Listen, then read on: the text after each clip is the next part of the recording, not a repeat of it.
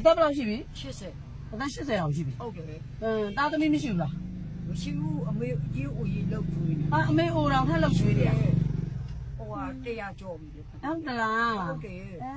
105နှစ်ကျမ်းမလိုက်တာရောဟုတ်တယ်ဟိုတလုံးတော့ကျမသိပြီးတော့အောင်းမေးအပေါ်ရက်ကနေတော့ဟိုရင်းနေဘာလို့ပေါ်လေးတွေတုတ်တာတော့ချော်ပြီးတော့ကြာပြီးတော့မလီညောက်သေးဦးတော့ဆရာဝန်ဘယ်လိုပြောတော့လိမ့်မကြသိတယ်တဲ့အခုဆိုတော့ဆက်လို့လည်းမရဘူးတဲ့ချိုးရုံပဲရှိတယ်တဲ့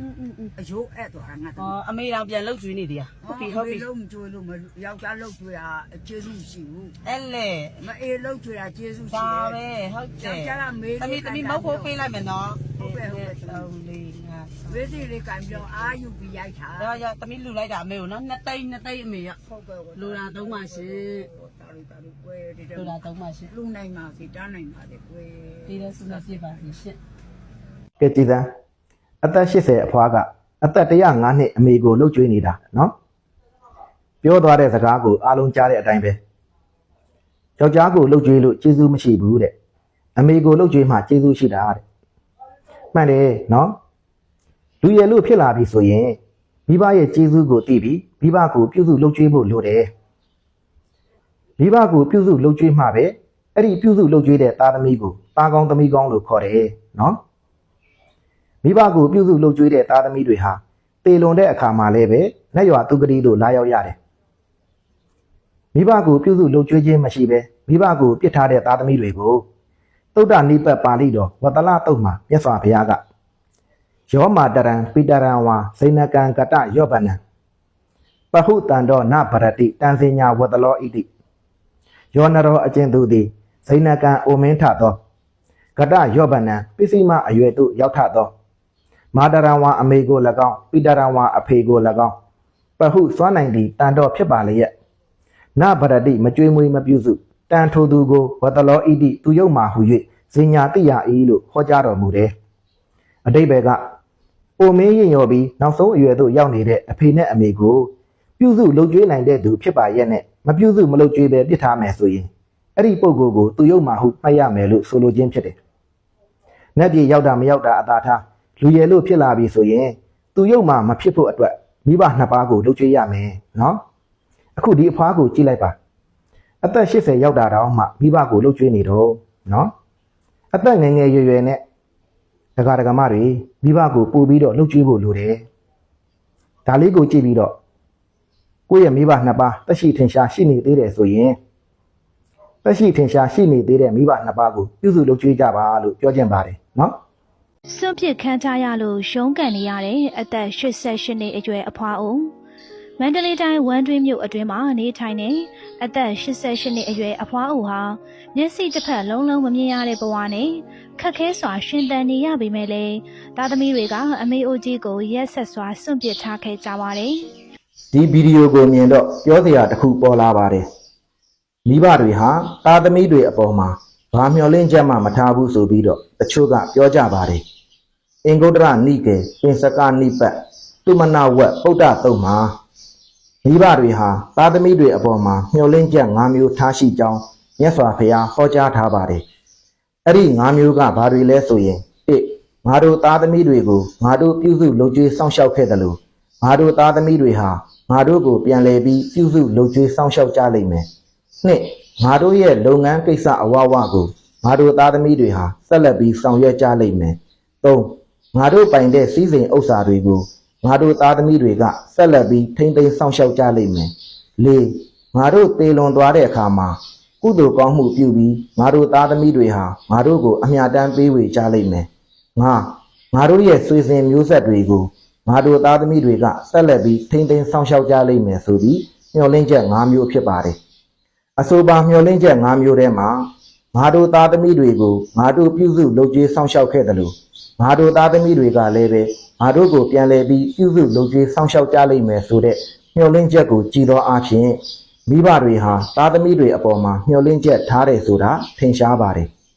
ဒါကြောင့်သားသမီးများအနေဖြင့်အဲ့ဒီမျှော်လင့်ချက်ကိုသိပြီးမိဘတွေကိုပြန်လည်ပြီးပြုစုလုပ်ကြွေးစောင့်ရှောက်သင့်ပါတယ်မ မိဘတွေကိုမဆောင်လျှောက်ပဲပြစ်ထားတဲ့သားသမီးတွေကို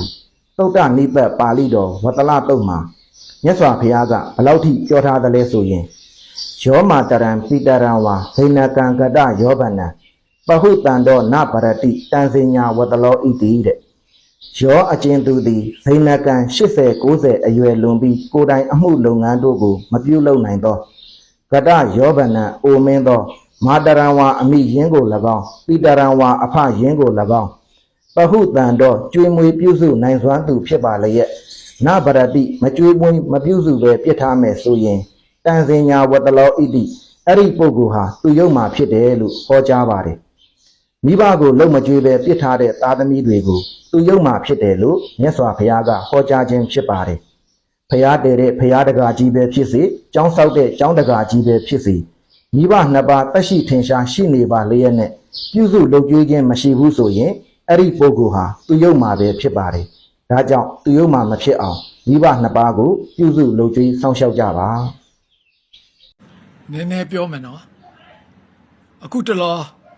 မကြလိုင်းပေါ်မှာတွေ့နေရတာကအဖေနဲ့စကားမပြောတာဘယ်လောက်ကြာပြီအမေနဲ့စကားမပြောတာဘယ်လောက်ကြာပြီအဲ့လိုတွေတွေ့လာရတယ်အဖေကိုမုန်းတယ်အမေကိုမုန်းတယ်ပေါ့လေနော်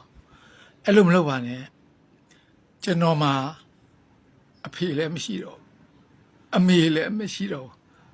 သားသမီးလည်းမရှိဘူးအခုပြောတာကအဖေတွေအမေတွေရဲ့ကိုစားအနေနဲ့ပြောပေးတာပါကျွန်တော်အဖေနဲ့အမေကိုတွေးချင်တယ်ဆိုရင်တလားတစ်ခါအဖေနဲ့အမေရဲ့အုပ်ကူကိုကြည့်ပြီးတော့သွားကြော့ပါတယ်အဲ့လိုသွားကြော့တဲ့အခါမှာအဖေနဲ့အမေဟာဒီထဲမှာရှိနေတယ်ဆိုတဲ့အသိလေးနဲ့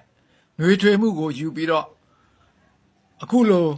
အခက်အခဲမြောက်များစွာကြုံတွေ့နေတဲ့ကတ်သုံးပါးဆုံနေတဲ့အချိန်မှာမိမိရဲ့ကိုယ်ကိုအားမွေးဖို့တတ္တိမွေးဖို့အဖေအမေတွေရဲ့စွမ်းအင်စွမ်းအားတွေကအဖေအမေတို့မရှိပေမဲ့အရင်ကပြောခဲ့တဲ့စကားတွေနဲ့ဘဝမှာယက်တည်နေပါတယ်ဒါကြောင့်မို့လို့ TikTok ပေါ်ကသားတွေသမီးတွေကိုအဖေအမေတွေရဲ့ကိုစားပြောလို့တာကတော့အဖေအမေတွေကိုစိတ်မဆိုးကြပါနဲ့စိတ်မကောက်ကြပါနဲ့စကားပြောပေးကြပါအဖေနဲ့အမေကိုနေ့စဉ်နေ့တိုင်းကြော့ပေးကြပါလို့ပြောကြတာတိုက်တွန်းလိုက်ပါတယ်သားသမီးတွေအားလုံးမိဘကျေးဇူးကိုသိပြီးတော့မိဘကျေးဇူးကိုဆက်တဲ့သားကောင်းသမီးကောင်းယတနာများဖြစ်ကြပါစေလို့ဆုတောင်းပေးလိုက်ပါတယ်ဒီတကာကြီးကစေတနာနဲ့တတိပေးသွားတာနော်ဒါလည်းမှတ်သားထားသင့်ပါတယ်တချို့မိဘတွေအပေါ်မှာမာနတွေထားပြီးတော့မခေါ်မပြောနိုင်ဖြစ်နေတဲ့သားသမီးတွေရှိတယ်ဒါဟာမဖြစ်သင့်ပါဘူးเนาะသာဂထာဝကတန်ယုတ်ပါဠိတော်ဗြဟ္မဏတန်ယုတ်ဥပါဒကဝတ်မာနဒတ္တတုတ်မှာမြတ်စွာဘုရားကမိခင်ဖခင်အကိုအမဆရာသမားယဟန္တာစတဲ့သူတော်ကောင်းတို့အပေါ်မှာမာနမထားကောင်းဘူးလို့ဟောကြားတော်မူပါတယ်အဲ့ဒီလိုမာနမထားကောင်းတဲ့ပုဂ္ဂိုလ်တွေပေါ်မှာမာနထားပြီးတော့မခေါ်မပြောနိုင်တွေဖြစ်နေမယ်ဆိုရင်အဲ့ဒီပုဂ္ဂိုလ်တွေဟာကြီးပွားချမ်းသာမှာမဟုတ်ပါဘူးเนาะကံကောင်းလို့ကြီးပွားချမ်းသာစေအောင်တော့စိတ်ဆင်းရဲမှုတွေနဲ့အမြဲတမ်းတွေ့ကြုံနေရမှာဖြစ်ပါတယ်ဒါကြောင့်မာနမထားတဲ့မထားထိုက်တဲ့မိခင်ဖခင်တို့အပေါ်မှာ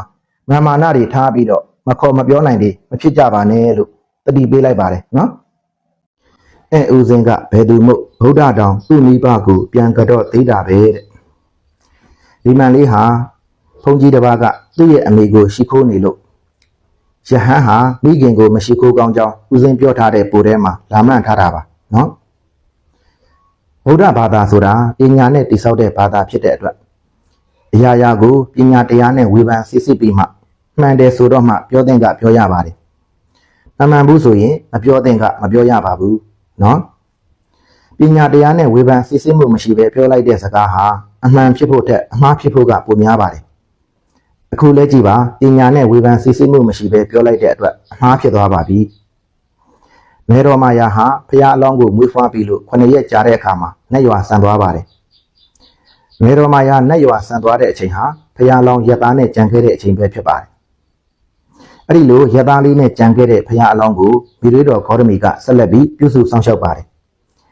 မိရွေးတော်ဂေါတမီရဲ့ပြုစုစောင့်ရှောက်မှုအောက်မှာပဲဖရာအလောင်းလေးဟာကြည်ပြင်းခဲ့ရပါတယ်ဒါကြောင့်ဗုဒ္ဓကသူ့မိဘကိုရှိခိုးတယ်ဆိုတဲ့စကားဟာဘယ်လိုလုပ်ဖြစ်နိုင်မှာတော့နော်နောက်ပြီး30တပုံမှာမြတ်စွာဘုရားရှိခိုးရမယ့်ပုဂ္ဂိုလ်မရှိပါဘူးဘာကြောင့်လဲဆိုရင်30တပုံမှာမြတ်စွာဘုရားသည်တီလအရာပညာအရာသမာဓိအရာမှာအသာလုံးဆုံးသောပုဂ္ဂိုလ်ဖြစ်လို့ပဲဖြစ်ပါတယ်နော်ဒါကြောင့်စကားတစ်ခွန်းပြောရမယ်ဆိုရင်ပညာနဲ့စစ်စစ်ပြီးမှပြောပါလို့ပြောချင်ပါတယ်အရှင်ဘုရားမေကွန်းမေးလျှောက်ခွင့်ပြုပါဘုရားရွှေရင်ကျော်ဂိုင်းထဲဝင်ရင်တရဏဂုံပြတ်နိုင်ပါသလားအရှင်ဘုရားတဲ့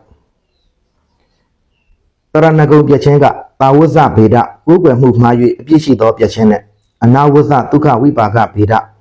တေလွန်၍အပြစ်မရှိဘဲကောင်းကျိုးချမ်းသာရ၍ပြတ်ခြင်းဆိုပြီး2မျိုးရှိပါတယ်အဲ့ဒီလို2မျိုးရှိတဲ့အနက်ကိုးကွယ်မှုမှားပြီဆိုရင်တော့အပြစ်ရှိတာကြောင့်တရဏဂုံပြတ်ပါပြီနော်ရွှေရင်ကျော်ဂိုင်းမှာရွှေရင်ကျော်ဂိုင်းကတကာကြီးတွေဟာသူတို့ရဲ့အဖဆရာရုပ်ထုတွေကိုခေါင်းရင်းမှာထားကြပါတယ်။ဘာရည်ရွယ်ချက်နဲ့ထားတာလဲလို့ဦးစင်းကမေးကြည့်တဲ့အခါမှာတပည့်တော်တို့ကိုပညာသင်ပေးတဲ့ကျေးဇူးရှိတာကြောင့်ရှိခိုးပူဇော်တဲ့အနေနဲ့ထားတာပါလို့ဖြေပါတယ်။အဲ့ဒီလိုဆိုရင်တော့တရဏဂုံမပြတ်ပါဘူးနော်။ဘာကြောင့်လဲဆိုရင်တာရထတီကာမှာတရဏဂုံမပြတ်နိုင်တဲ့အကြောင်း၃မျိုးပြထားပါတယ်။အဲ့ဒီအကြောင်း၃မျိုးကဘာတွေလဲဆိုရင်၁ဆွေမျိုးတော်ဆက်တဲ့တိဋ္ဌိတွေကိုရှိခိုးခြင်းနှစ်တိုင်းပြည်အုပ်ချုပ်တဲ့ရှင်ဘုရင်ကိုကြောက်ရွံ့သောကြောင့်ရှိခိုးခြင်း၃ပညာသင်ပေးတဲ့တိဋ္ဌိဆရာတို့အားရှိခိုးခြင်းလို့ပဲဖြစ်ပါတယ်။ဒါကြောင့်မိမိအပေါ်ကိုပညာသင်ပေးထားတဲ့ကျေးဇူးရှိတယ်ဆိုရင်အဲ့ဒီပုဂ္ဂိုလ်ကိုရှိခိုးပူဇော်ကောင်းပါတယ်။အဲ့ဒီအတွက်တရဏဂုံမပြတ်ပါဘူးနော်။ဒါကြောင့်ရွှေရင်ကျော်ဂိုင်းထဲဝင်ရင်တရဏဂုံပြတ်ပါသလားဆိုတဲ့မေးခွန်းကိုဖြေရမယ်ဆိုရင်ကိုးကွယ်မှုမှားပြီဆိုရင်တော့တရဏဂုံပြတ်ပါတယ်။ကိုးကွယ်မှုမမှားဘူးဆိုရင်တော့တရဏဂုံမပြတ်ဘူးလို့မှတ်သားထားရမှာဖြစ်ပါတယ်။အရှင်ဘုရားတပည့်တော်ကပဋ္ဌာန်းရွတ်တာတရားစာပေလေ့လာတာတွေလုပ်ပါတယ်ဘုရား။အဲ့ဒါကိုတပည့်တော်ရဲ့အဘိုးကမင်းအရွယ်ကဒါတွေလုပ်ရမှာမဟုတ်ဘူးဆိုပြီးပြောပါတယ်ဘုရားတဲ့။ပင်ရခေတ်ကစတုရင်ကဗလအမတ်ကြီးရဲ့တဲ့လောကနီတိကျမ်းကိုတချို့တကားကြီးတွေတက္ကမကြီးတွေသင်ဘူးဖတ်ဖို့ကြလိမ့်မယ်နော်။အဲ့ဒီလောကနီတိကျမ်းထဲမှာပထမအရွယ်မှာပညာရှာဒုတိယအရွယ်မှာဥစ္စာရှာတတိယအရွယ်မှာတရားရှာဆိုတာပါပါတယ်အဲ့ဒါကိုသင်ရဖတ်ရတဲ့တက္ကကြီးတက္ကမကြီးတချို့ကလူငယ်တွေငယ်ငယ်ရွယ်ရွယ်နဲ့ဘာသာရေးလုပ်ပြီဆိုရင်နင်တို့အရွယ်နဲ့ဘာသာရေးလုပ်ရမှာမဟုတ်ဘူးစီးပွားရှာရမယ့်အရွယ်ပညာရှာရမယ့်အရွယ်ဆိုပြီးပြောကြပါတယ်သူတို့ကလောကနီတိရဲ့အဆိုကိုအမှန်ဟုထင်နေပုံရပါတယ်နော်လောကနီတိကျမ်းဟာဖျားဟောတွေပါတာမှန်ပေမဲ့အားလုံးကဖျားဟောမဟုတ်ဘူးတချို့အရာတွေကစတုရင်ကဗလအမတ်ကြီးရဲ့အာဘော်ဒီဖြစ်တယ်နော်အဲ့ဒါကိုလည်းသိထားဖို့လိုတယ်ဦးဇင်းတို့မြတ်စွာဘုရားကတော့ငယ်ရွယ်စဉ်ကာလမှာပဲတရားရှာခိုင်းပါတယ်ဘာကြောင့်လဲဆိုရင်ငယ်ရွယ်စဉ်အချိန်ကာလဟာအသိဉာဏ်ဖွံ့ဖြိုးမှုအားကောင်းဆုံးအချိန်ဖြစ်လို့ပဲဖြစ်ပါတယ်အဲ့ဒီလိုငယ်ရွယ်စဉ်အသိဉာဏ်ဖွံ့ဖြိုးမှုအားကောင်းဆုံးအချိန်မှာတရားရှာမယ်ဘာသာရေးလေ့လာလိုက်စားမယ်ဆိုရင်တရားရတာလွယ်ပါတယ်နော်တတိယအရွယ်ဖြစ်တဲ့အိုမင်းမစွန်းဖြစ်တဲ့အချိန်ကြမှာတရားရှာမယ်ဆိုရင်အသိဉာဏ်ဖွံ့ဖြိုးမှုတွေမှတ်ဉာဏ်ဖွံ့ဖြိုးမှုတွေအားနည်းသွားပြီဖြစ်တဲ့အတွက်တရားရနိုင်ဖို့ခဲယဉ်းပါတယ်။ဒါကြောင့်ငယ်ငယ်ရွယ်ရွယ်နဲ့တရားရှာဖို့လိုပါတယ်နော်။အဲ့ဒါကိုနားမလည်ကြတဲ့လူကြီးတချို့ကလူငယ်တွေဘာသာရေးလုပ်ပြီးဆိုရင်ဘာသာရေးလုပ်တာကပဲငယ်ငယ်ရွယ်ရွယ်နဲ့မလိုကောင်းတဲ့ပုံစံမျိုးပြောနေကြတာတွေဟာမှားပါတယ်နော်။ဒါကြောင့်လူငယ်တွေကိုပြောချင်တာကငယ်ရွယ်စဉ်မှာပညာလဲရှာပါဥစ္စာလဲရှာပါပညာနဲ့ဥစ္စာရှာရင်းနဲ့တရားပါရှာပါနော်တတိယအရွယ်ထိ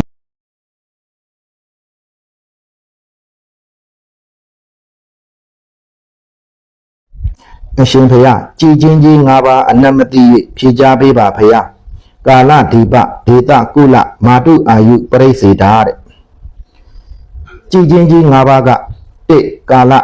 တက်ကတ်စုတ်ကတ်2ခုဤတတန်းစုတ်ကတ်ကာလကိုကြည်တော်မူခြင်းနှစ်ဒီပတွင်းကြီး၄ကျွန်းတို့တွင်တောင်ကျွန်းကိုကြည်တော်မူခြင်း၃ဒေသတောင်ကျွန်းဤအလဲဘဟုအချက်အခြာဘောဓိပင်ပေါက်ရာအရက်ကိုကြည်တော်မူခြင်း၄ကုလအမျိုး၄မျိုးတို့တွင်ပုံနာမျိုးနှင့်မင်းမျိုးကိုကြည်တော်မူခြင်း၅မာတုအာယုပရိစေတ ပရိသန်တွေယူပြီးလို့မွေးဖွားပြီးသည့်နောက်9ရက်ကြာတဲ့အခါမှာမိခင်ဤအသက်အပိုင်းခြားကိုကြည်တော်မူခြင်းတို့ဖြစ်ပါတယ်ဒါဟာကြည်ချင်းကြီး၅ပါးပဲဖြစ်ပါတယ်